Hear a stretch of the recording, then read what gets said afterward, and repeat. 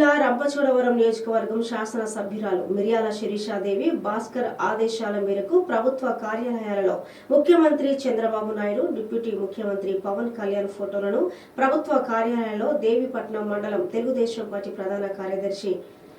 మట్టా మోహన్ బాబా గౌడ్ ఆధ్వర్యంలో Telugu Desam party, Janasena, BJP కూటమి నాయకులు, కార్యకర్తలు కలిసి అధికారులకు అందజేయడం జరిగింది. ఈ రోజు తెలుగుదేశం పార్టీ అధికారంలోకి వచ్చిన సందర్భంగా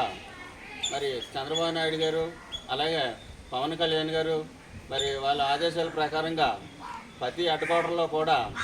పోలీస్ డిపార్ట్మెంట్ దగ్గర నుంచి, వెలుగు ఆఫీస్ దగ్గర నుంచి, పంచాయతీ ఆఫీస్ దాకా కూడా